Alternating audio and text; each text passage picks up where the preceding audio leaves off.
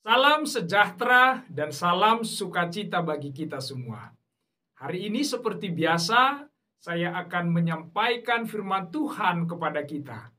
Tapi sebelum kita mendengarkan firman Tuhan, mari kita satukan hati, kita bersatu di dalam doa. Damai sejahtera Allah Bapa yang melampaui segala akal dan pikiran, itulah yang memelihara hatimu di dalam Kristus Yesus. Amin. Saudara-saudara jemaat yang dikasihi Tuhan, firman Tuhan hari ini tertulis dalam Roma pasal 1 ayat 1 sampai 7. Demikianlah firman Tuhan.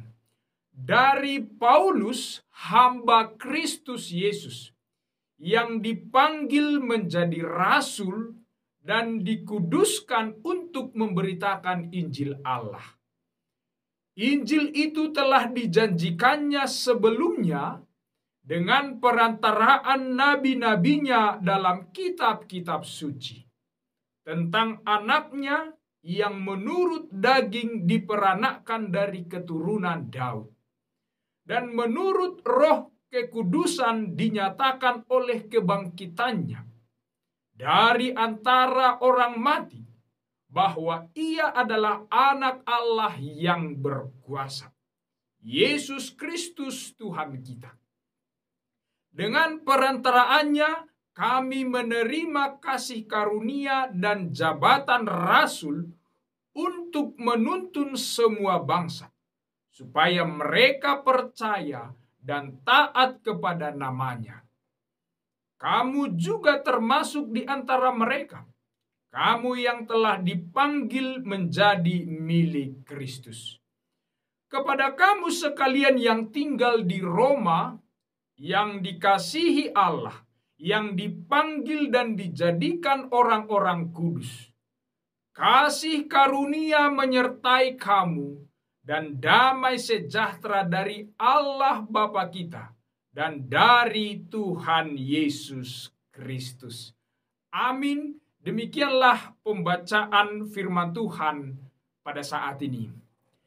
Saudara-saudara jemaat yang dikasihi Tuhan, hampir dalam setiap surat-suratnya, Rasul Paulus menyatakan atau menyebutkan dirinya sebagai hamba Kristus. Tujuannya untuk menunjukkan identitas dirinya sekaligus memperlihatkan otoritas kerasulannya pada saat itu. Dia adalah hamba Kristus yang melayani Kristus. Dia adalah seorang rasul. Menjadi rasul bukan karena prestasi-prestasinya, bukan karena pencapaiannya, tetapi semata-mata karena Yesus yang memilih dan memanggil dia menjadi rasulnya. Maka pekerjaannya sebagai hamba Kristus, sebagai rasul Kristus adalah untuk memberitakan Injil kepada segala bangsa. Oleh sebab itu, saudara-saudara jemaat yang dikasihi Tuhan, pernyataan Paulus di dalam teks ini menjadi kritikan besar pada kita, hamba-hamba Tuhan pada saat ini. Kenapa? Karena banyak hamba-hamba Tuhan hari ini sudah berubah.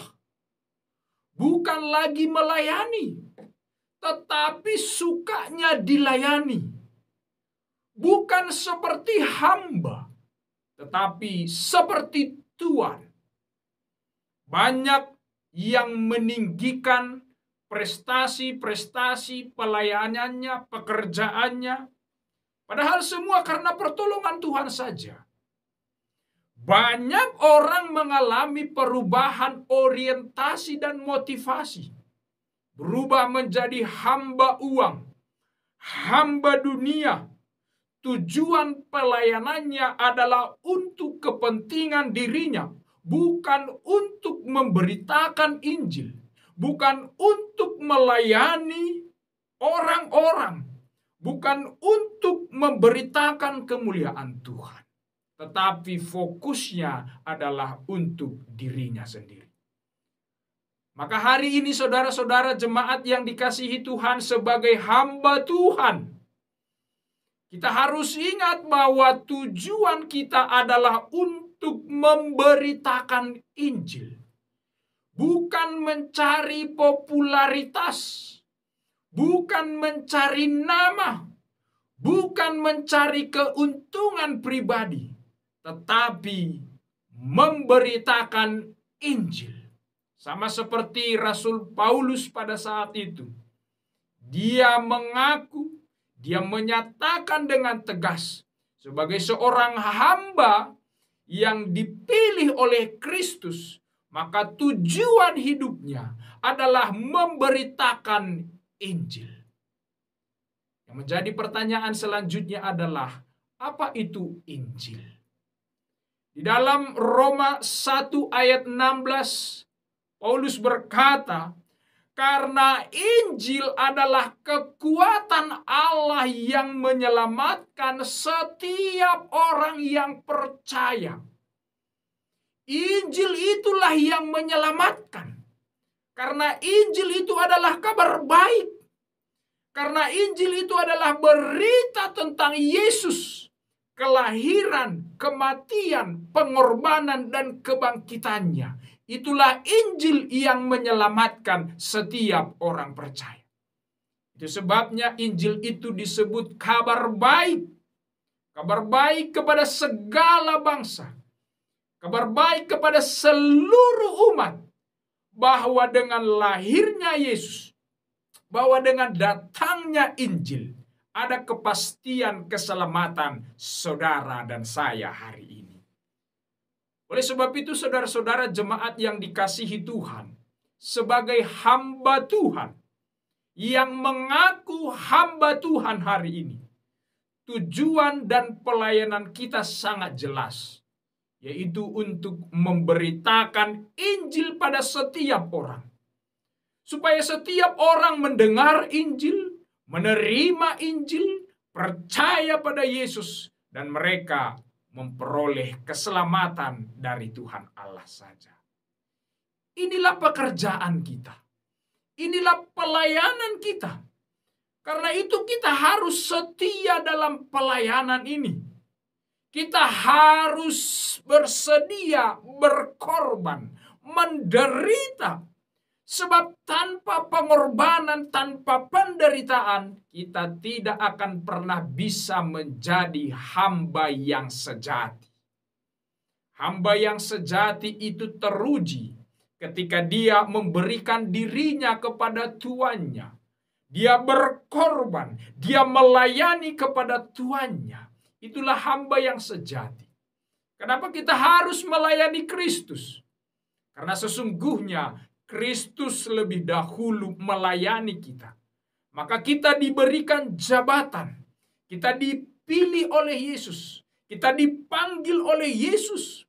Supaya dengan jabatan-jabatan kita itu, kita menuntun umat-umat ini supaya percaya kepada Yesus. Supaya mereka hidup kudus di dalam hidupnya. Dan mereka tetap setia kepada Tuhan.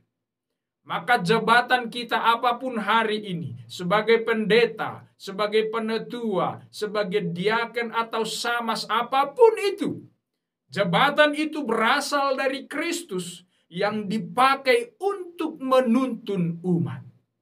Jangan salah artikan jabatan. Jabatan bukanlah untuk kehormatan pribadi. Jabatan bukanlah untuk menunjukkan kita orang hebat. Tapi jabatan yang kita terima dari Kristus, kita pakai untuk melayani dan memberitakan firman Tuhan, menuntun umat Tuhan agar mereka percaya pada Yesus. Inilah yang diakukan Paulus dalam teks ini. Jabatan kerasulannya berasal dari Yesus, dan dia pakai itu untuk menuntun umat-umat agar mereka percaya kepada Yesus. Itulah sebabnya kenapa Paulus mengalami keberhasilan dalam pelayanannya. Karena motivasi dan orientasinya sangat jelas. Dia datang karena panggilan Tuhan. Dan dia pergi melayani karena suruhan Tuhan. Maka akhirnya terjadi pemuritan yang benar. Yang dilayani oleh Paulus bertumbuh, semakin bertumbuh. Sebab mereka menjadi murid-murid yang benar. Dia memberitakan Injil yang benar. Bukan Injil palsu. Bukan Injil kemakmuran. Tetapi berita Injil yang menyelamatkan.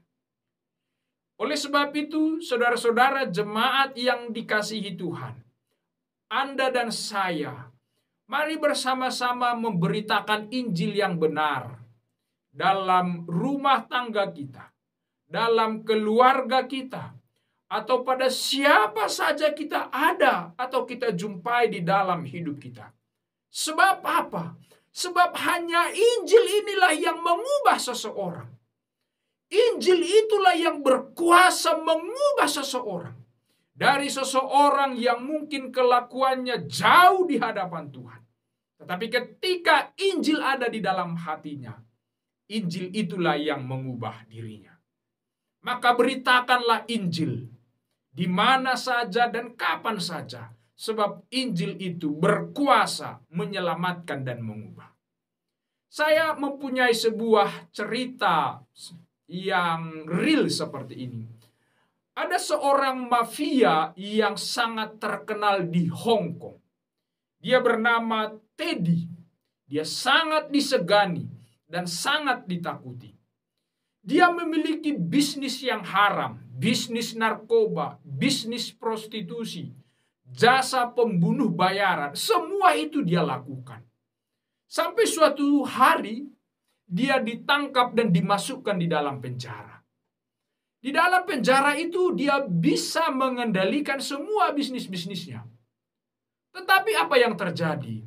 Di dalam penjara ini dia mengalami kegelisahan, hatinya gelisah. Dan dia tidak bisa tidur. Ada sesuatu yang menggoncang hati dan batinnya. Walaupun bisnisnya, pekerjaannya bisa dia kendalikan, tapi ada sesuatu yang tidak beres dengan hatinya. Namun suatu hari, dia dikunjungi oleh salah seorang pendoa. Dan pendoa ini berkata kepadanya, "Di dunia ini, namamu sangat dikenal, dan orang-orang banyak yang takut kepada kamu. Tetapi setelah kamu meninggal, kira-kira apa yang terjadi dengan hidupmu?" Nah, ternyata perkataan pendoa ini selalu terngiang-ngiang di dalam pikirannya. Dia selalu terngiang-ngiang akan perkataan ini. Apa yang terjadi setelah saya meninggal? Apa yang terjadi dengan hidup saya? Memang benar saya terkenal, nama saya banyak dikenal orang dan saya ditakuti. Tapi setelah saya meninggal, apa yang terjadi dengan saya? Dan tetap dia tidak bisa berdoa. Lalu pada suatu saat dia membaca Alkitab yang diberikan oleh pendoa itu kepadanya. Setelah dia baca Alkitab, lalu dia berdoa. Di dalam doanya dia berkata, "Ya Tuhan, jika Engkau ada, izinkanlah aku tidur malam hari ini. Jika aku bisa tidur, maka aku akan percaya kepadamu." Dan tidak beberapa lama, akhirnya dia pun tertidur. Dan setelah itu dia pun mulai membaca Alkitab, mempelajari Alkitab. Dan benar saja, setelah saat itu hidupnya mengalami perubahan yang sangat besar. Yang dahulu begitu kejam, yang dahulu begitu jahat. Tetapi setelah dia menerima Kristus, membaca firman Kristus, telah terjadi perubahan di dalam hatinya. Saudaraku, jemaat yang dikasihi Tuhan, kita melihat dari cerita ini, betapa Injil itu bisa mengubah seseorang yang dahulu begitu keras, tapi Injil bisa melemah lembutkan hatinya. Oleh sebab itu, mungkin anak-anakmu hari ini, mungkin suamimu hari ini, atau orang-orang yang di sekitarmu hari ini keras kepala. Doakanlah mereka, bawalah mereka dalam setiap doamu, dan beritakanlah firman kepada mereka. Dan percayalah, Injil itu akan mengubah mereka, melembutkan hati mereka, sehingga mereka menjadi baru. Sama seperti Paulus yang diubahkan oleh Injil, demikian juga kita pasti bisa diubah oleh Injil, sebab Injil adalah kekuatan Allah yang menyelamatkan. Amin. Tuhan Yesus memberkati.